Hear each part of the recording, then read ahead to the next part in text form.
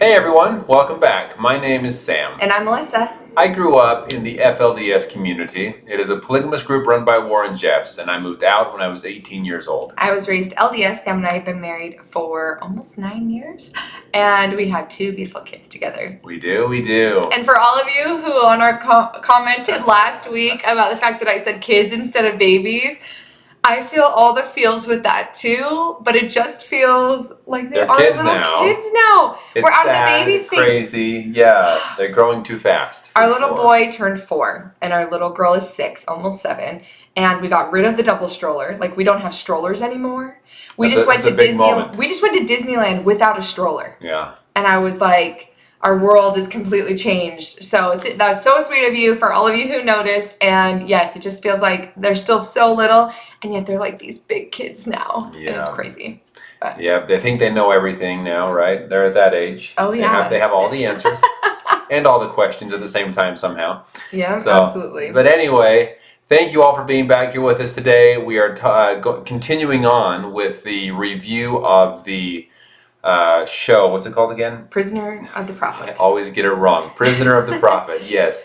So we're back reviewing the second episode of this show that is available on Discovery Plus. So this episode is really interesting and intriguing to me because Brielle, who is the 65th wife of Warren Jeffs, this is her story, and she confirms so many things that we had heard rumors about. True. Like, yes. It was like rumor after rumor. Like, this whole episode, I was like, we had heard about that, but it's so crazy that it didn't seem like there still felt like there might be a chance it wasn't true, right?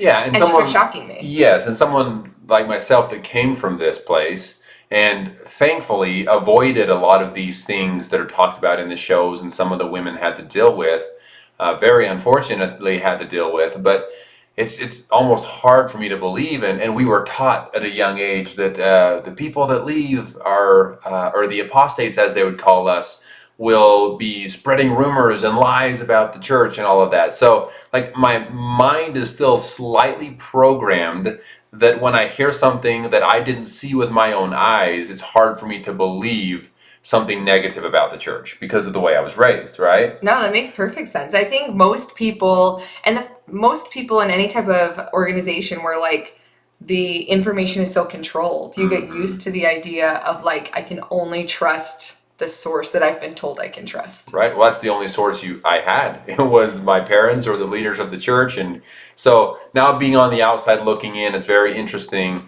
to see so many of these people experiencing some of these things that I didn't believe were true. And now it's like, wow, I cannot believe that this was actually happening.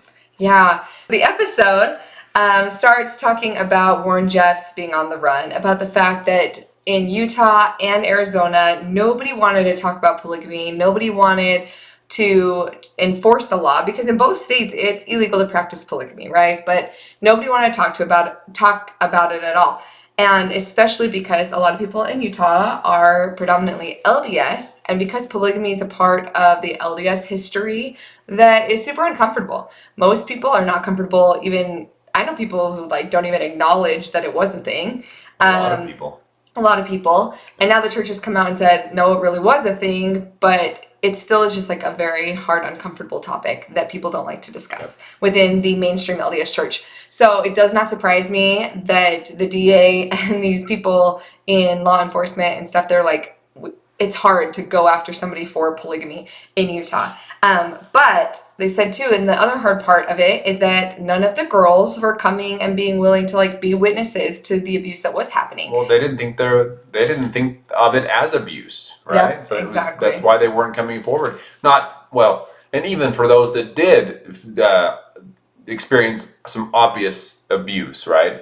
They were still scared. We were still human. The women in the FLDS are still human. They're going to know when something really bad is happening to them, but they were too afraid, as Brielle mentions in this episode, actually afraid for their life in some cases. Yeah, so Elisa Wall coming out against Warren, sent Warren on the run. And one thing that was interesting that Brielle had mentioned, and I asked Sam, so I'll ask you again publicly, but she had mentioned that she was told that Warren Jeffs, while he was on the run, and he was going to the worst places, he was going to strip clubs, he was going to all these evil places, she was told he was doing that to curse them, to curse all the most wicked places.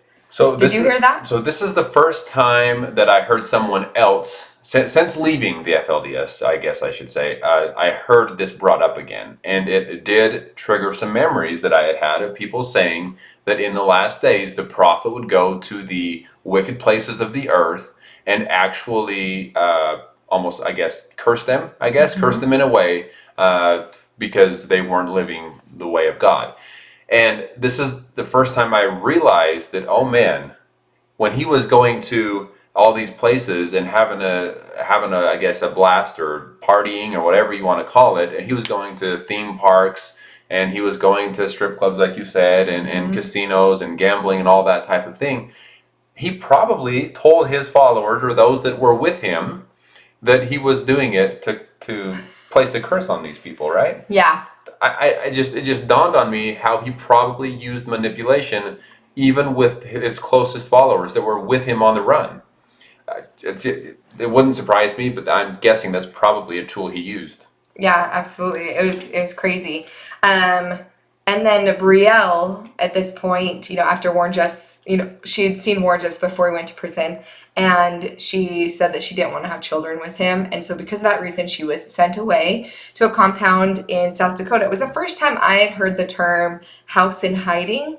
Had you heard that term before? I had heard in hiding a lot, but house in hiding, I didn't hear that. And some of the locations they talked about in the show, like we knew that Colorado was a place, because of Manti, who was on our channel, sharing that he went to Colorado in between going to the ranch and working there. So these different places were, they had these compounds, right? Even with watchtowers, and she's talking about the security of how there was armed caretakers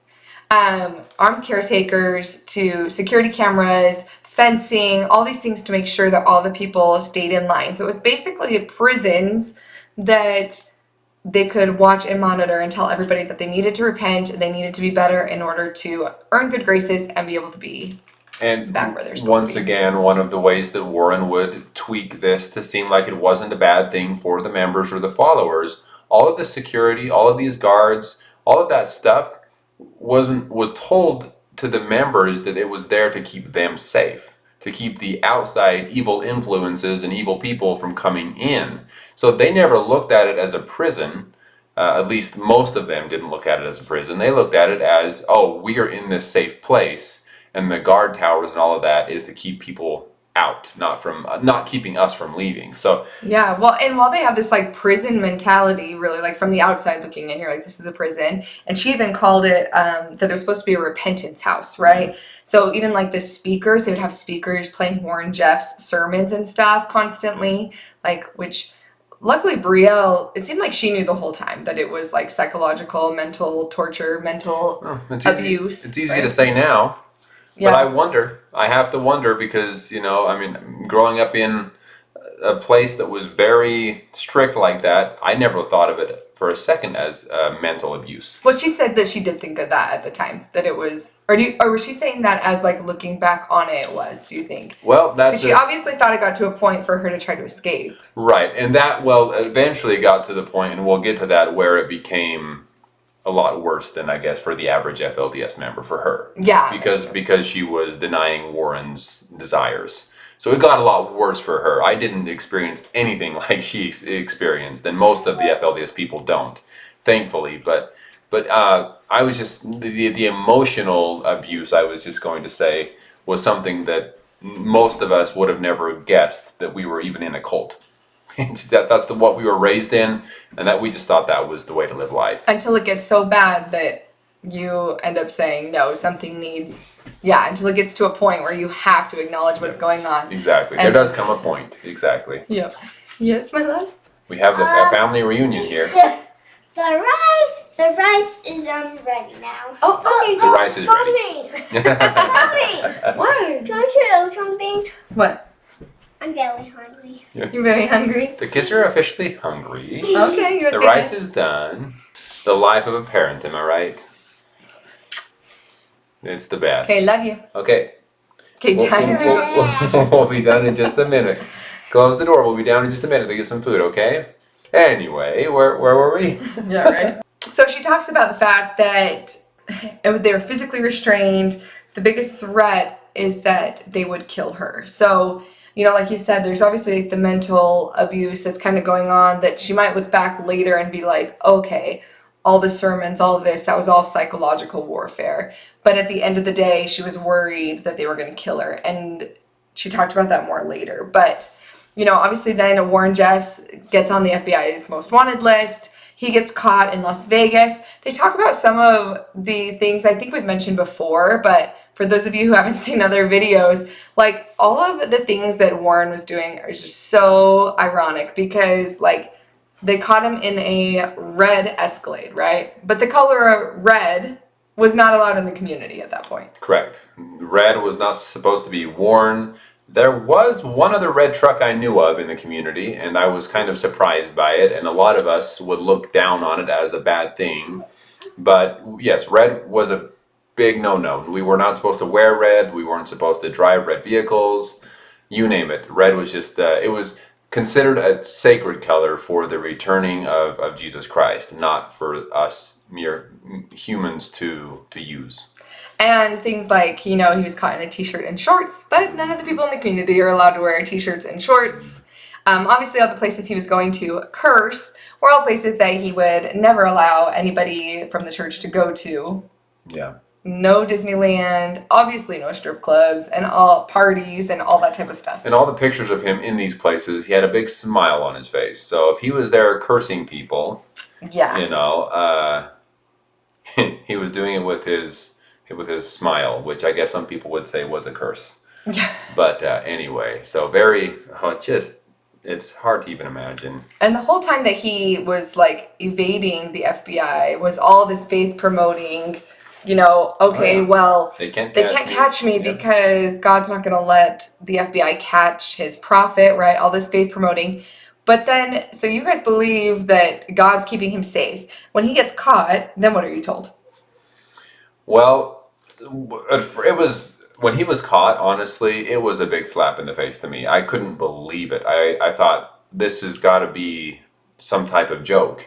He couldn't be caught because he's a man of God. How would God let this happen?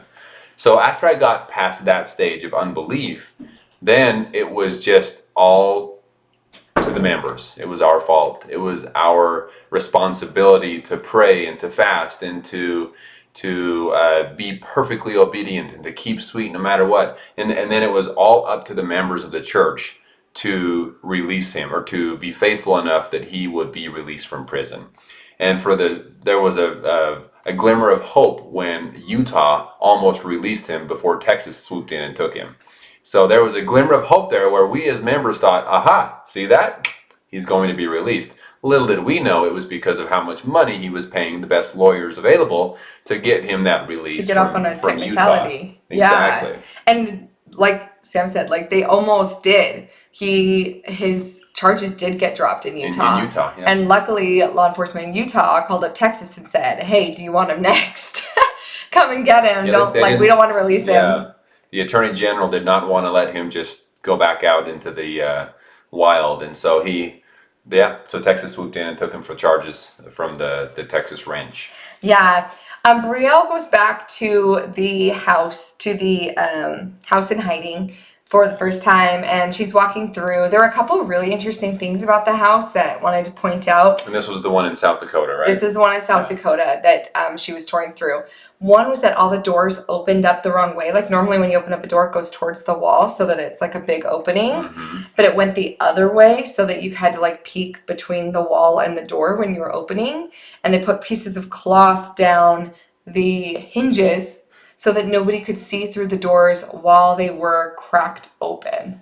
It just makes you wonder what was going on. I mean, these places were for people to go and repent. You think Warren was visiting these places? Because she said that he did visit at one point. Okay, yeah. Okay. But still, like super odd. Again, it gives that prison type feel, right? Mm-hmm. Like everything has to be, I don't know. It was just super weird. I thought it was very interesting.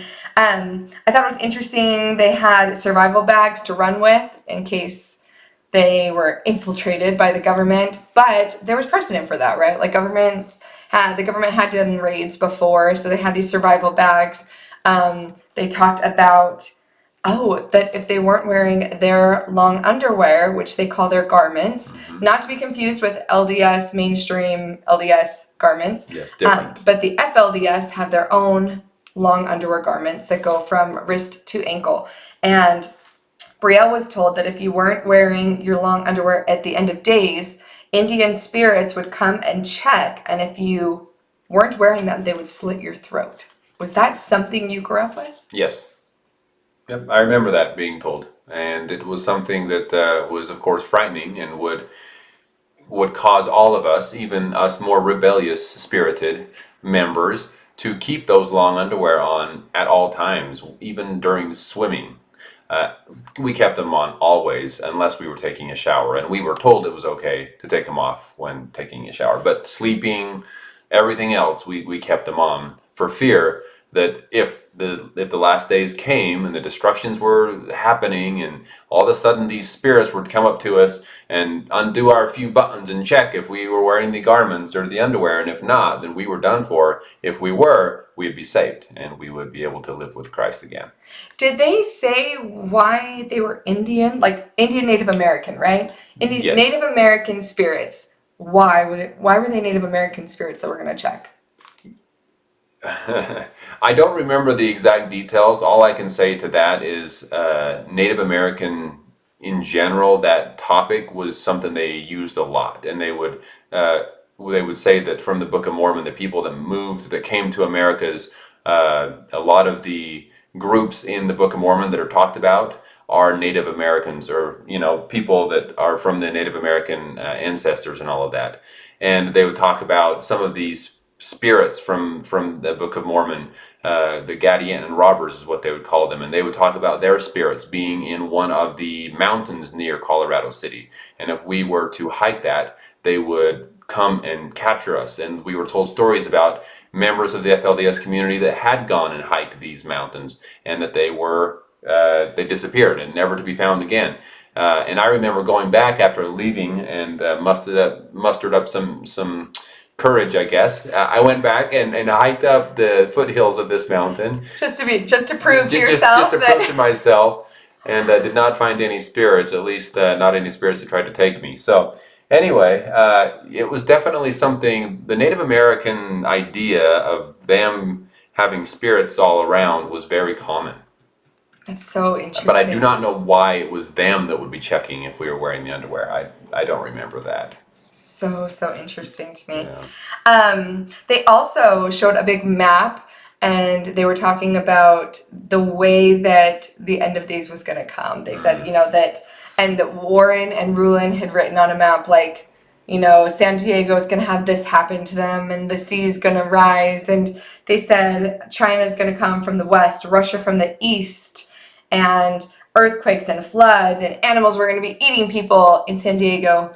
And all these very specific things that were going to happen. Did they give you guys specific? Because growing up LDS, like, we were taught about the end of days, and we mostly went from the Bible, like the Book of Revelation, to the things that were going to happen and wars, but it was always vague. It was never, like, we were never told the time that it was going to happen. We were never told, like, specific, this is how it's going to break out and this is going to be the end of times.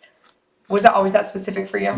Always very specific. And I believe it was the very specific details that kept us in check, that kept us from wanting to explore the outside world or to be disobedient, because they had very specific details. And so we were just walking on pins and needles waiting for that day to happen, right? But yeah, it was always, I remember that very vividly, the talk about, Russia and China coming and the earthquakes and destructions, and they would point at this mountain, and certain people are going to come over this mountain, and they're going to attack us, and from this mountain, and those that are obedient and following God will be preserved, they'll be lifted up from the face of the earth, while the rest are destroyed, and then will come back down. And anyway, it was very specific. And the most recent revelations, too, from August of 2022, are also very specific. Mm-hmm. And they don't talk like they don't talk about China and Russia Right. anymore, but they give very specific details about what's going to happen with like God's people and the New Jerusalem and all that type of stuff. So they're definitely keeping a lot of that up and continuing, because like you said, when people give a lot of details, it sells a lie, right? Like rather than being vague. So yeah, it's crazy, but there's a lot of people out there in this world today that really want to know, why are we here? Where are we going? What is it like when we die? What happens? And all of this type of, this topic is very common. People are very intrigued by it. So when you have someone come out and say, hey, I know exactly what's going to happen because God talked to me, and they lay out an exact plan for someone that is really searching to know, it's easy to fall into that. yeah, I felt like growing up LDS, I felt like I had a lot of answers. I felt like I had all the answers, and then the FLDS, I'm like, dang, they took it to a whole new level of answers. So, Yeah. I mean, I definitely had the generic ones, but those details, the FLDS are primo on details. Yeah. So Brielle goes into the fact that she realizes that she's like worried for her safety, that she doesn't want to stay in that house, and she does run away for the first time. And her first runaway story, I feel like, is pretty common. Even one of Sam's siblings kind of had the same thing happen, where she left, ran away. She went, in her case, she went to the cops, or the cops found her basically, right?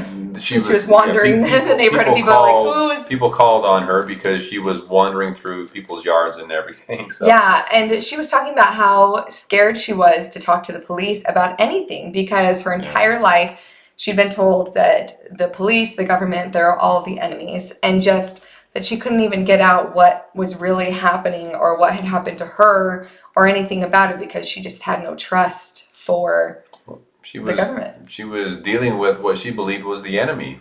Yeah. And she had no idea what she was getting herself into either. I mean, all she wanted was, she wanted out. That's it. That's all she knew. I want out. This is not a good situation for me. I want out. She tried to leave. But she had nowhere to go. Nowhere to go. No didn't know education. what it would be like at all. Yeah, it was a completely new world to her. And so she went back. And a lot of people, I feel like, feel judgment towards that, where they'll be like, how could someone go back after everything that Brielle had happened to her? But I don't think most people have some kind of safety net in their lives. A lot of people. If tomorrow your whole world fell apart, even if there's that one friend that you could go sleep on their couch, or that one family, or a family member, or your parents, like so many people in the real world make all these different connections, a teacher, a principal, a high school coach. There's people in your life that create this community. At least would recognize you. That would recognize or try to help. And at the end of the day, most of the people in the regular world also trust the police, and the police could help. And people don't realize that she had no one. Like, imagine, put yourself in a situation where you literally have no one. You don't have someone's couch. You don't have a teacher. You don't have a friend. You don't have any single family member to reach out to. And I don't blame her for going back, because how would she even know where to start or where to go? Yeah, well, and she runs away, and then she's picked up by the police, right? Which is what they're told will happen, right? Then the bad men are going to come get her. And even though the police didn't try to harm her in any way, they were trying to help. She didn't know what to expect. How could she know if they were going to try to harm her, or try to force information out of her to try to help them find Warren? Or I guess he was probably in prison at this point, right? Mm-hmm. Was Warren in prison? Yeah, he was in prison, or to help find other leaders of the church or something. We were always told that if we were captured by the outside world, that they would try to get information or try to force us to deny our faith or that type of thing. Yeah. And for anybody out there, if anybody happens to be watching this and they think, I'm in that situation and I have not a single person in the world to be able to help me get out of a polygamous community, please remember we have the phone number and the website for Holding Out Help below in our description always. And you can call them and they will help you. They are that couch. They are the people who will help you get on your feet. You can reach out to us as well. You are not alone, and you are not in the position of Brielle, even if it feels like the whole world's against you and you have no idea where you're going or what you're going to do. Right. we're here for you. Holding Out Help is here for you. There are people now in place to make sure that something like Brielle's story doesn't happen again. Exactly. So, just wanted to mention great that. organizations out there, and Holding Out Help we know personally, and they are doing a lot of good. So feel free to reach out. Yeah. I would say there's one more shocking thing, and they said this is the first time like a lawsuit has finally come out about this program. So, Brielle had gone back.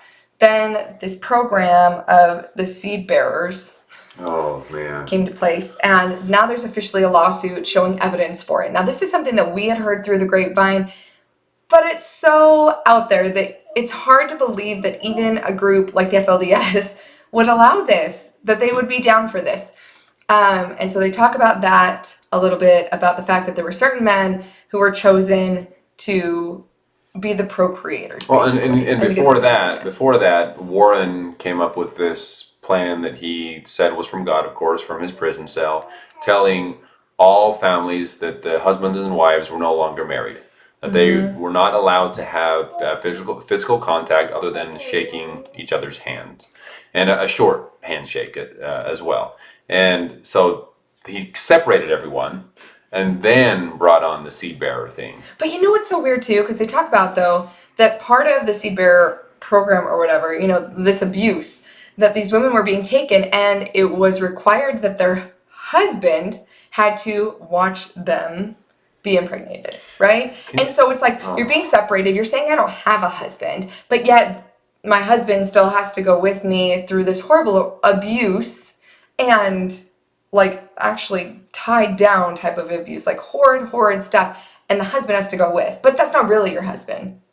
But you can't get pregnant by your husband, because we just want the baby so that we can continue on with this religion and not have everybody die out. It was 100% Warren's perverted power move. Really, forcing the husbands of these women to watch as they were being raped. Yes, and force them to sit there and watch it. It was a perverted power move, 100%. That just watch what I can do. I have the power to take away your spouse and force you to watch her be raped. Like, that is just the most sick. I can. There's no words for that, really. And the kind of like mental, the kind of brainwashing that would allow that to happen too. Like the amount of conditioning and brainwashing that they aren't really your property or your wife, right? Because any husband, like, who would take their wife and let that happen, right? Somebody who's been conditioned that if they don't allow that to happen, they're going to lose their house, their company, their family, their wife that's kind of their wife, all of their children. They're going to lose everything. Warren had set it up so that if there wasn't strict 100% obedience, they would lose everything in their life. Yeah. And you have to have that much control over somebody to be able to have them be able to even mentally do something like that. Yeah, I mean, I can only imagine how many upset and furious and ready to, I don't know. I just can't even imagine. At this point, the ones that were still following Warren were very faithful. I mean, of course, they would have to be. Yeah. To be faithful to him. They would have to be in order to let that happen to their loved ones. But like Melissa said, if they didn't, they knew that Warren could snap his finger and their family, their kid, their spouse, and everything would be sent to the other side of the country. Like, he had complete power over what would happen if someone said no. Yeah. And I will say too, they didn't say how long this program like went on for, because we had heard it as like a whisper in the wind, like this is something that is happening, and then it seemed like we didn't hear about it anymore. And that almost, we were like, did that really happen? Because it seemed like such a fleeting thing. And hopefully men were standing up and saying, we're not down for this, and maybe that's why it stopped. I don't know. If they really did bring up this lawsuit, I'm sure that in the future we'll get more information on like how long that was actually happening for, how it ended, and what people would have had to stand up and say that's wrong to make that end. And it could have been that they put an end to it when the lawsuit was first filed, right? That could be when it came to an end. If hoping that it has come to an end. I guess there's no way to know for sure what's going on. Yeah, I haven't heard any chatter about there being new babies in forever, though. Well, the babies that are being born are kind of all being born in secret. That's You true. know, so who knows if we'd even hear about it. It's hard to know. Yeah. Yeah. Well, the end of the episode is Brielle's caretaker are drugging her, giving her prescription drugs that are just making her completely out of it. And then heart-wrenching, she's thinking suicidal thoughts, attempts, and is told now that she is wicked enough that she needs what's called blood atonement. And blood atonement, that whole topic is basically, the gist of it is the idea that you are such a sinner and such a lost cause that even Christ's blood cannot atone for your sins. And so it's necessary for your blood to be spilt to atone for your own sins. That's the gist of it. The way that the FLDS were going about it is in order to not have it look like they were killing people, is they told Brielle to kill herself. And they said, if you kill yourself, we'll say that it was an accident, but it'll still count for blood atonement. You can still go to heaven. If you do not kill yourself, we will kill you, and then we'll say it was a suicide. Because either way, your blood needs to be spilled, which is basically just Warren Jeffs trying to cover his tracks and make sure that people could not find out what had actually happened. Like what's happening now, the fact that she has a documentary and she's sharing what really happened to her.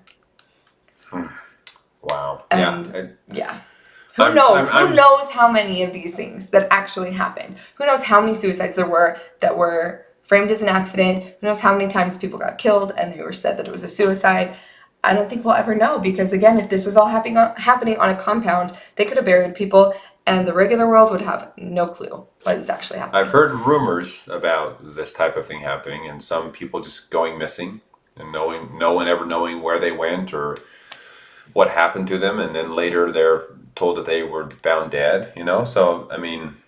Well, and the whole, going missing, they could easily claim that because there's so much precedent for people disappearing in the night. Right. And they're probably at the Yearning for Zion ranch, right? Like, they're probably just in Texas. They disappeared in the night and have no idea that their loved ones are Yeah, dead. that thing became... The disappearing in the middle of the night became very common. Yeah, so, no one would ever know. They probably wouldn't think twice about it if someone actually was murdered. And, so it's very sad to think about, but just so much control over these people. Yeah. I'm so thankful that I personally never was in fear for my life while living out there. Unfortunately, it wasn't the case for everyone else, especially for Brielle here, evidence of her story. Yeah. Well, if you want to hear more of what it was like for Sam to grow up in polygamy, please like and subscribe. Thank you all again for being here. Thanks for watching, and we look forward to seeing you next week. We'll talk to us soon.